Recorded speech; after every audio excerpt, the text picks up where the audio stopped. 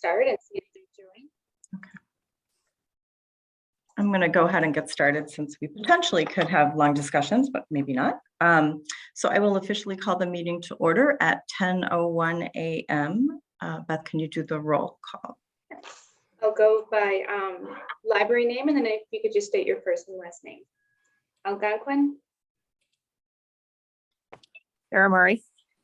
Carrie, Diane McNulty. Crystal Lake,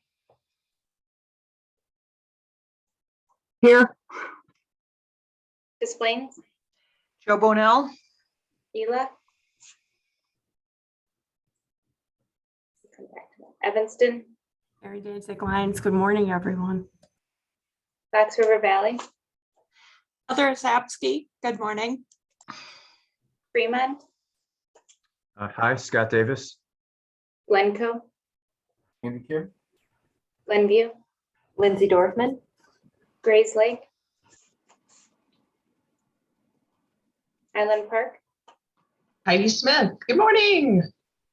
Huntley, Frank Novak. Indian Trails, Ryan Shepherd. Lake Forest, Catherine Lemmer. Lake Villa, Mick Jacobson. Lincolnwood, Josephine Tucci. McHenry, Morton Grove, Pam Leffler. Niles, Maine, Do I need to do? Northbrook, Kate Hall. Palatine, Jeannie Dilger. Park Ridge,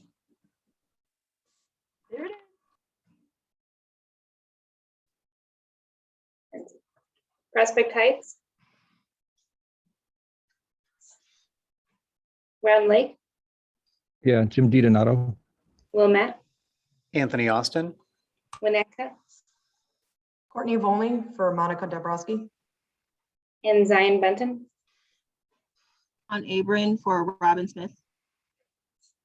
All right, let's circle back up. Ela,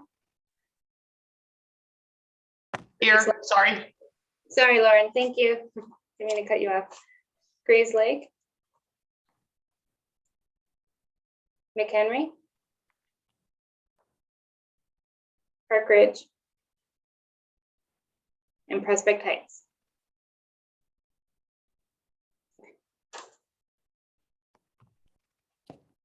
I think we're good, Pam. Before we move on, I did want to point out that today is Kim's last meeting at the governing board because of her retirement that's coming up. So congratulations, Kim. We just wanted to thank you for your years of service. You're welcome, although I'm not calling it retirement. For all of you, when you get to this point, it's called independence from library director responsibilities. So congratulations on your upcoming independence from library. Thank you. Yes, I am looking forward to my independence. Awesome. Are there any other additions to the agenda before we move on? No? Okay, public comment. I don't believe we have any members of the public here. Consent agenda. Does anyone want to pull anything off the consent agenda, or can I have a motion to approve the consent agenda? So moved. Kate Hall Diane. Northbrook, I'll second. Okay. Okay. Beth, call the vote. Sure. Algonquin, Yes. Carrie, Yes. Crystal Lake, Yes, Des Plaines, Yes. Ela, Yes. Evanston, Aye. Fox River Valley, Yes. Fremont, Yes. Glencoe, Yes. Glenview, Yes. Grays Lake, Highland Park, Yes. Huntley, Yes. Indian Trails, Yes. Lake Forest, Aye. Lake Villa, Yes. Lincolnwood, Yes. McHenry, Morton Grove, Yes. Niles, Maine, Yes. Northbrook, Yes. Palatine, Yes. Park Ridge, Yes. Prospect Heights, Round Lake, Yes. Wilmette, Yes. Winnetka, Yes. and Zion. Yes. Okay. So moving on, for the first order of business, we have a recommendation from Budget and Finance Committee regarding the FY 2022-2023 budget. Mick and or Rebecca, is there anything that you want to go over with us with the budget, or does anyone have any questions for Rebecca or the Budget and Finance Committee?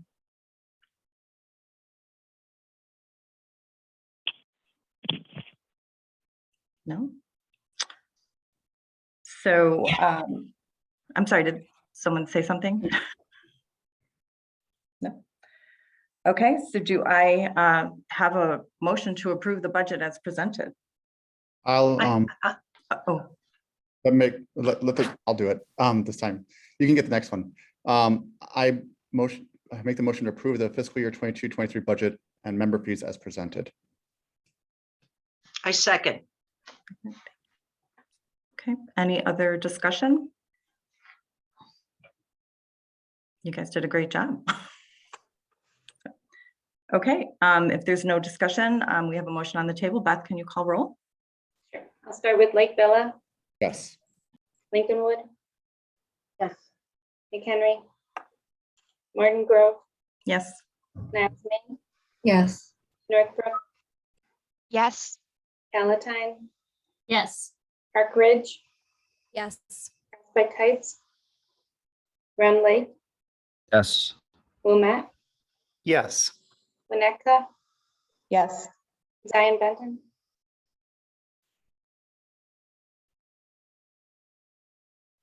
Zion, are you still there? Yes. Okay, thank you. And I do see in the chat, Leslie, so I'll include that for McHenry. Thank you. Algonquin, Yes.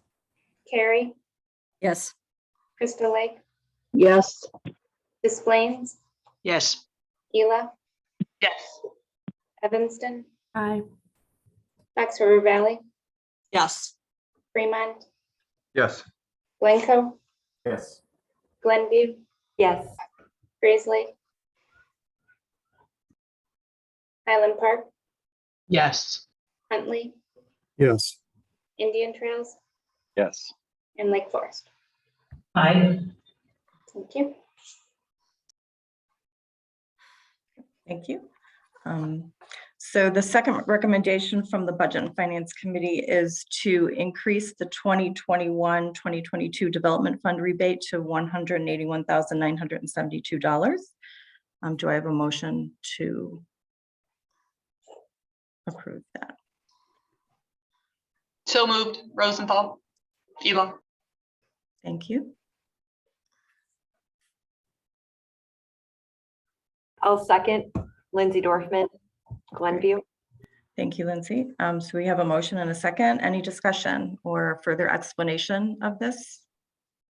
Catherine?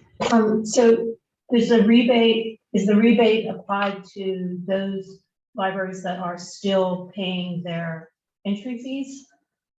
Or is it limited to only those libraries that have fully paid their entry fees? That their is a development great, fee? that's a great question. It is limited, except everybody has paid. So everybody is full up, so everyone will be receiving the rebate.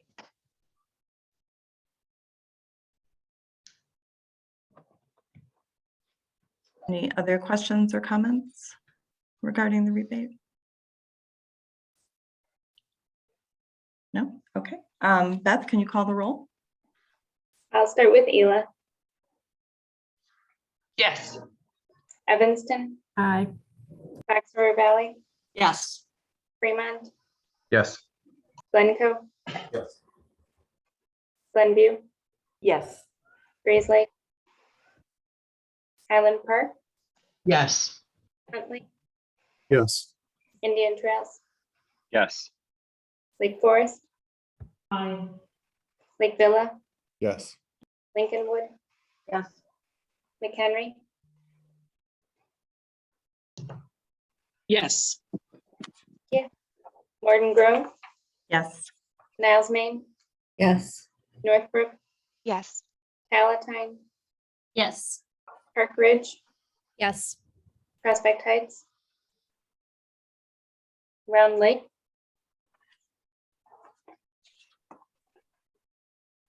Round Lake, Hello? thank you. Wilmette, Yes. Winnetka, Yes. Zion Benton, Yes. Algonquin. Yes. Carrie, Yes. Crystal Lake, yes, Des Plaines. Yes. Thank you.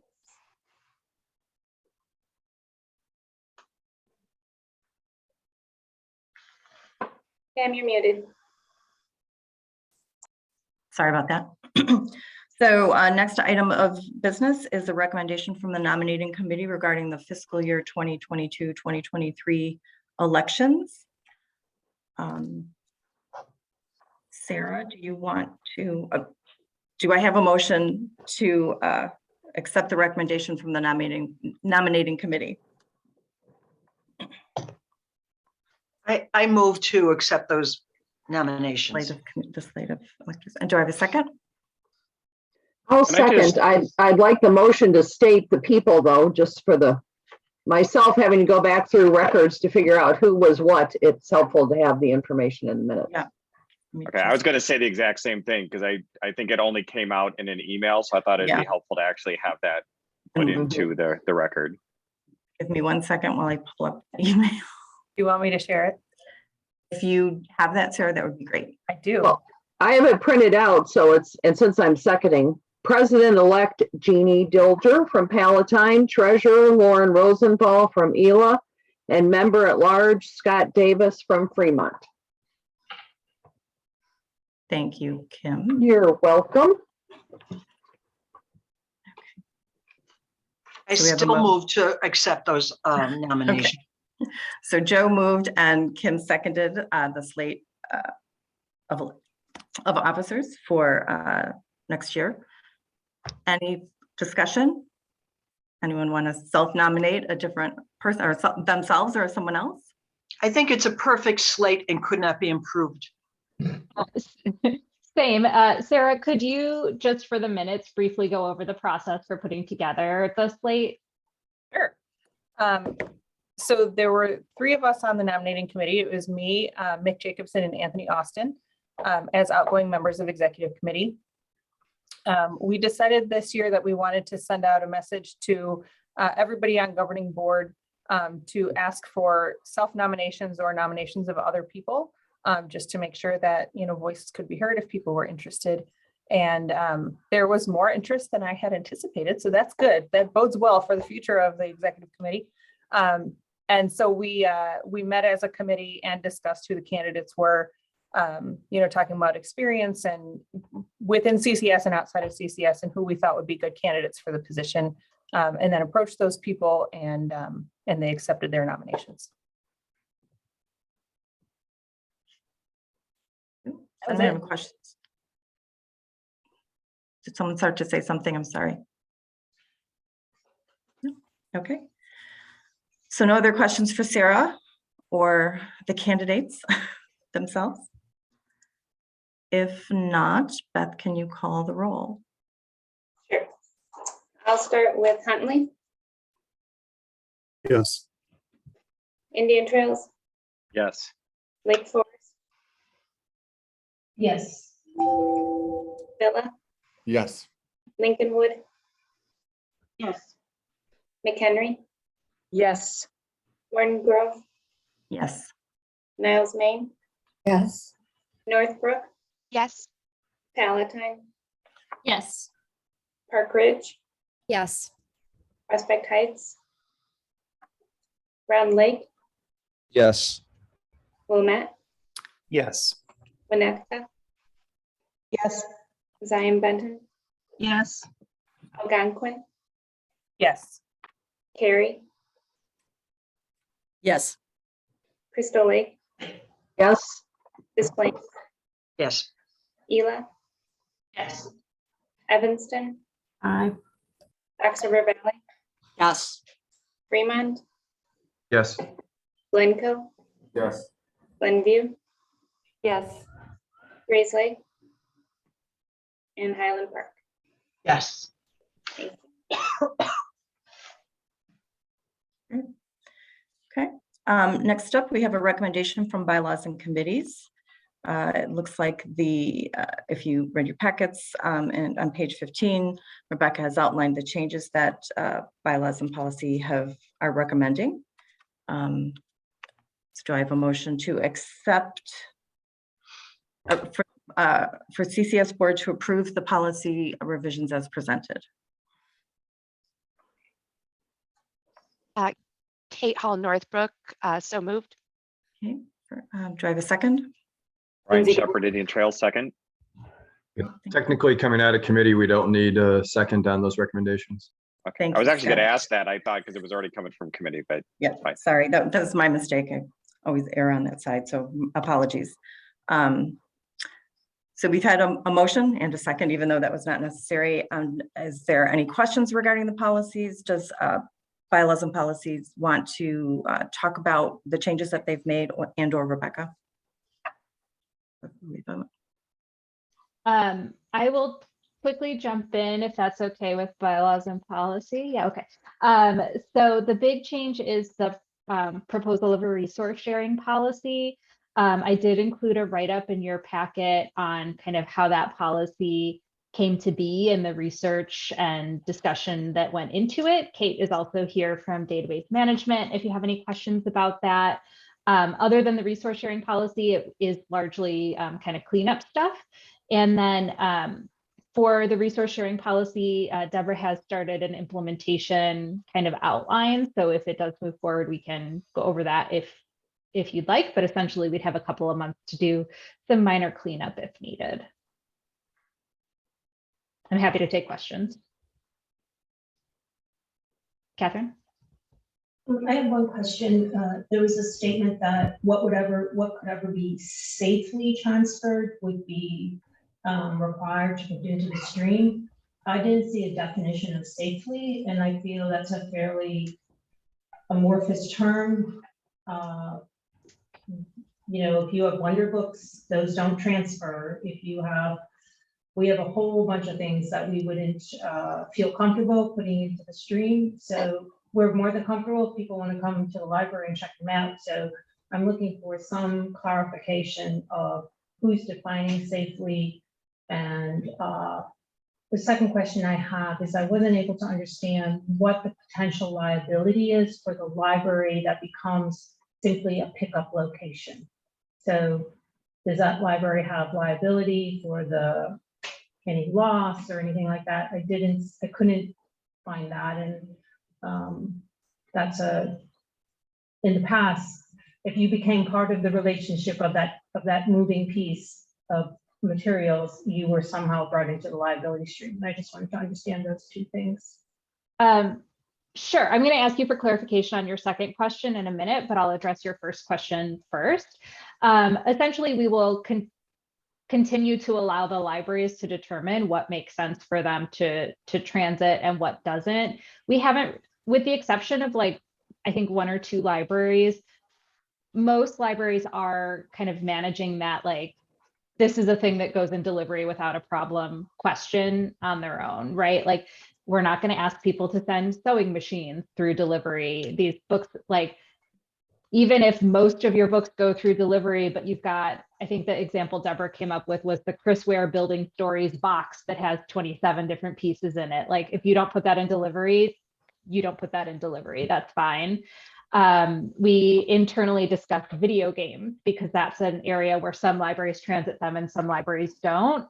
And, internally we were comfortable continuing to leave that up to the libraries. And if you feel like the value, complexity, et cetera, of that piece lends itself to staying at your library. I think the key is that we want to push people towards resource sharing as much as possible, but also want to continue to respect the autonomy of the libraries. Honestly, I'm not familiar with Wonder Books, so if you feel that Wonder Books are not safely transported, continue to keep those at your library.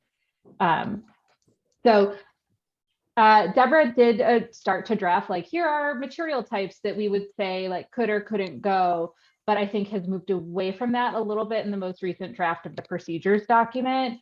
Again, we haven't really been having an issue with that. We wouldn't be like, again, there's like 1 or 2 libraries that just say, oh, all of our new stuff's foldable. We just don't transit any of it. And we would ask those libraries to kind of move away from that and put their regular stuff in transit, but like those special things, Catherine, we'd leave that up to the libraries to continue to manage. And then can you just clarify your second question for me? If I answered your first question. Sure, there's always been this discussion and never really clarification for me. And so the intra CCS relationship seems to function differently than a true interlibrary loan. And how I've always understood that is if I get a book from the University of Iowa, which I do routinely, I'm liable for that book because I'm bringing that book in for my patron. Interlibrary loan is library to library. Intra CCS library business has never, we refer to it as interlibrary loan sometimes, but in my understanding, it's not under the true definition of interlibrary loan. Whatever we want to call it, it's something.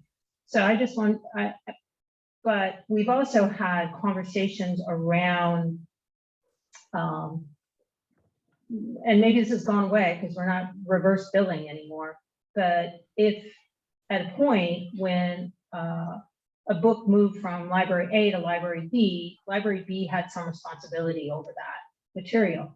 And that seemed to be okay with me because when I'm library B, I see the person who's picking it up, they have a card here, there's some relationship with that person. Now I can just become essentially a drive-by Amazon locker if I happen to be on somebody's way to work. And so now as a third component, I don't own the book, the patron's not mine, I'm just a pickup locker. How does that increase my liability for that material if it's lost, stolen, never returned or whatever? That's just what I wasn't able to very much understand. And for those of us that are thinking of dropping in remote lockers, you know, on major thoroughfares, which may trigger other patrons who are driving on 41 to pick that as a pickup spot, I just want to understand my liability. Yeah, so these revisions don't address that. That continues to be addressed by the intra-CCS billing policy, which, as you stated, is sort of different than traditional interlibrary loan. So this wouldn't change, as you said, that CCS is asking libraries not to kind of bill back and forth for like a lost intra-CCS item. So because patrons can't control, and you as a library can't really control where in CCS the item is coming from, you know, even if you have the item, you could still get it from another library first for your patron or for a third-party patron. So this doesn't really change that. Wherever the patron does pay for an item, that's where the money would stay as we kind of got rid of that quarterly billing process. And then, you know, if a patron doesn't pay for an item, again, that's just sort of like the unfortunate cost of intra-CCS loan. And we're not requesting reimbursement from either the patron's library or the pickup point for those items. And this policy revision doesn't change that other section of policy. So we would potentially be seeing more things going into the stream, but how those things are managed once they're there wouldn't change in terms of billing. Thank you. If I can, I just want to say as a member of the committee, I was grateful to the work that the CCS staff did to put the data analysis together, because I thought once I looked at the data, it's really like a lot of things. The data shows that we get excited about stuff that doesn't really happen. So the odds are the vast majority of people bring things back in a reasonable amount of time, and the outliers really shouldn't be pushing the policy. So I'm very comfortable with the recommendations to reduce the amount of time we protect our stuff, because the vast majority of stuff by, what was it, 36 days, the ratios are back to 1-to-1. So thanks for the data, CCS staff.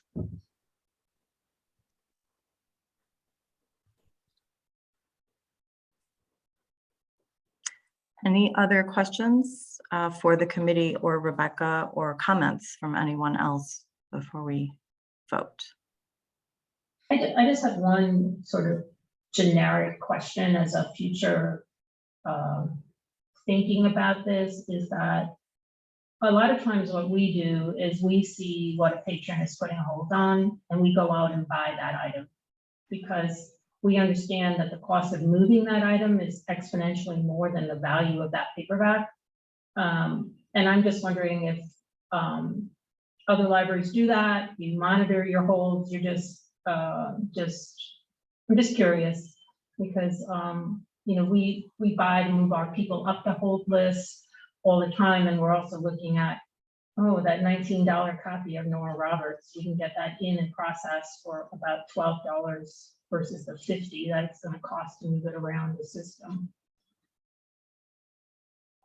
I mean, I know we look at the outstanding holds list weekly, and staff are constantly monitoring that for their different collections. And we do in Evanston as well. Des Plaines also. Same with Glenview. I would kind of think that's an expectation of all libraries. So I'm seeing a lot of nodding heads. I'm thinking that, you know, maybe someone might speak up if they don't do that, but otherwise I think we could all assume that that's a regular practice at all of our libraries. Yeah, and what we saw is that all of our individual libraries really are meeting their individual demand when we're looking at those most popular titles. That certainly, like what that demand is, certainly varies library to library. But we didn't really see any outliers in terms of like, ooh, that library is not really purchasing enough, and like all these copies are going to have to go to them. So that is another reason we felt really comfortable with this policy, that it's essentially guardrails that nobody's close to bumping into, but that in the future, you know, if we continue to add members, we have these expectations set on what we want to see from folks coming in to kind of keep up the standard that you're all achieving already. Okay. Any other questions, comments? No. Okay, we're going to go ahead and vote. Beth, if you could call the roll. And I'll start with Northbrook, Yes. Palatine, Yes. Park Ridge, Yes. Prospect Heights, Round Lake, Yes. Wilmette, Yes. Winnetka, Yes. Zion Benton, Yes. Algonquin, Yes. Cary, Yes. Crystal Lake, Yes. Des Plaines, Yes. Gila, Yes. Evanston, Aye. Fox River Valley, Yes. Fremont, Yes.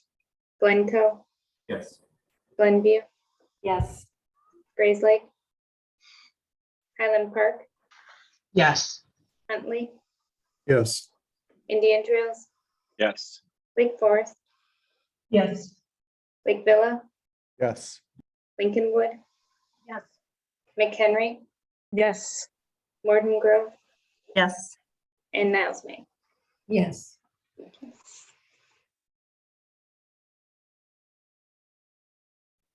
Okay, moving on to the innovative updates. Rebecca and or Deborah, do you want to talk a little bit more about this or add anything to the written report? I'm happy to answer questions, as always. I would add that we were at IUG last week, the Innovative Users Group Conference. So there's a lot of presentations from innovative staff on development, roadmap, et cetera, at those conferences. And at that conference, Innovative reiterated that consortia features for Vega would be out in 2 parts in May and June, respectively. So again, in talking with Deborah, it really just remains to be seen if they're going to meet those self-imposed deadlines and get that development done. on schedule and if we'd be able to soft launch as planned. So again, should we move forward because they are meeting their deadlines, which we strongly hope they will, we would soft launch with beta libraries. We'd give our existing beta libraries the chance to say, yes, I still want to participate, or if it doesn't work with their schedule, we'd move on to open that call up. We would ask those beta libraries to launch at OPAC stations within their libraries. We'd collect patron and continue to collect library staff feedback as well. And then bring all of that information as well as information about potential competing products back to governing board for review and discussion to determine if we did want to move forward in a production environment and purchase the product. If those development milestones are not met, we would have the option to drop the program and, as I note in the packet, either continue with PowerPack or decide if, when it makes sense, to do an RFP for a discovery layer if we wanted to move away from PowerPack if we see that development is dropping off, as we kind of anticipate it will as innovative focuses on Vega development. We'd just like to note before we move on, it looks like Alex just joined the meeting from Prospect Heights. Beth, did you catch that? Okay. Sorry, Rebecca. Nope, that was it. I'm happy to take questions on Vega or other innovative topics.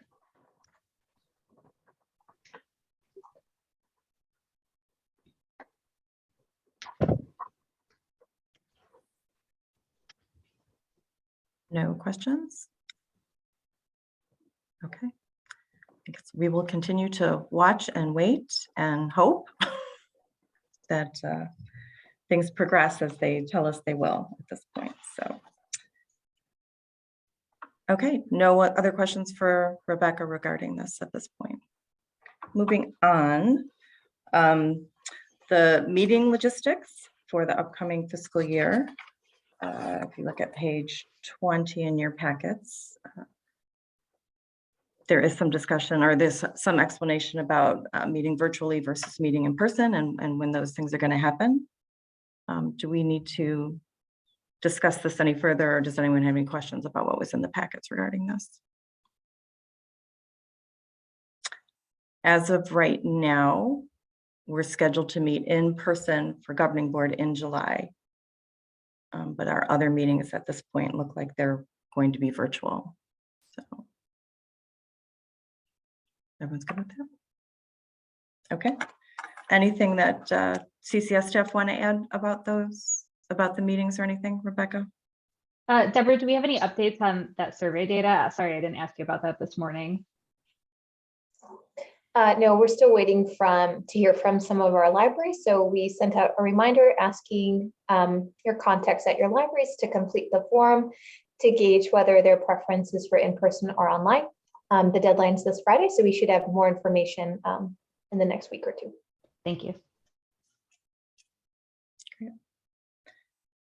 Okay, nothing else regarding that. Moving on to reports, President's report. I have no report. Secretary Diane? No report.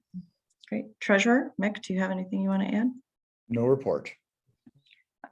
Rebecca, anything you want to add or discuss further in your report?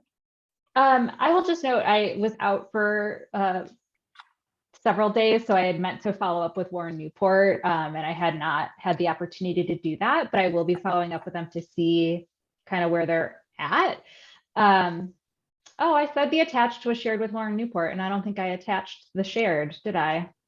I'll send that to LibAdmin. It was just a Q&A document with questions from their staff. So my understanding is that Warren Newport is working to build staff buy-in on potential CCS membership, and CCS has offered to meet with their ILS committee to go over any concerns they have. We haven't heard back on if or when they would like to do that. Glenview Biblio Commons project. it sounds like, again, I was out, so I'm just catching up on emails. It sounds like BiblioCommons and Innovative and CCS and Glenview are moving forward to set up a stress test to make sure that an implementation of BiblioCommons would not cause any performance issues in PowerPack or any Polaris products for all of our members. So we look forward to seeing the data from that test. And thank you to Glenview for facilitating that with BiblioCommons. And I'm happy to answer questions on any of that or anything else in my report. Is this the same BiblioCommons that we had as our catalog overlay a few years back? Yeah, it was several years back now. It's been some time since CCS and BiblioCommons had a relationship. So this would just be an implementation for Glenview. As we discussed it in executive committee a little bit, CCS doesn't have any sort of policy that says that a library can't have a separate discovery layer, just like you all have kind of individual library apps that you use or don't use. So Glenview is sallying forth with an experiment to see how it goes. And hopefully everything will go off without a hitch as it does in other consortia. And if it does not, then Glenview has an option to opt out of their contract after the stress testing. Yeah, so grand experiment. My recollection was we liked BiblioCommons and they fired us because we were too complicated of a consortia for them to really work with. So if this gets us back in the door with them, if Glenview can do the heavy lifting, we liked a lot of the features. The patrons liked a lot of the features it had to offer. Yeah, absolutely. We are looking forward to it. Glenview or BiblioCommons will deny that they fired us, and I was not around, so I cannot be the arbiter on which story is correct. Yeah,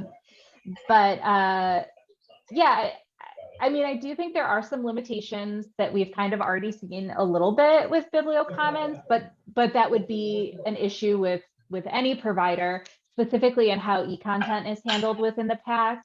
So that has been kind of one of the biggest delays we're seeing in Vega because e-content for consortia is complicated. And so there are some limitations and we're going to see how that moves forward with Glenview. But that would be my biggest watch out with BiblioCommons or any other vendor is that element of complexity.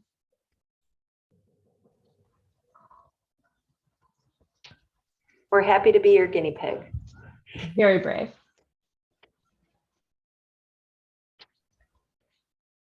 Okay. Any other comments, Rebecca, from you about your report or any other questions for Rebecca? Okay, moving on, committees and groups. Any questions? Sorry, there was a hand up somewhere. Oh, was there? Sorry. I've got Sorry, since we're talking about technology development, I just wanted to, I don't know if this is the right place, but for those of you that have RFID and who have Biblioteca as your starting point, we are working with them to get it to work with Leap. I understand that most members in the consortium to end this sort of weird shortcut thing that has to be done on every computer if you're using it with Leap rather than a staff client. So if anybody is, we've asked them to look at that as a bigger issue, not just for us. So if anybody wants to talk about that, just give me a call. And Marston's been in some of the conversations, OSG, but I just didn't like that we were sold that it would work flawlessly and without any interim steps and Leap, and it's not doing that. And so we're trying to develop some kind of cure for that. So if you have any concerns or interest in that project, let me know. Thank you. Now I'll be quiet. Okay, great. Thank you, Catherine. Okay, now committees and groups. Any questions for CCS staff regarding the reports from committees and groups? Karen, were you waving your hand? Okay, sorry. I just want to make sure I'm not missing something. Okay, no questions there. If there's nothing else, then we can officially adjourn at 10:41 a.m. Thank you, everyone. Just a reminder, our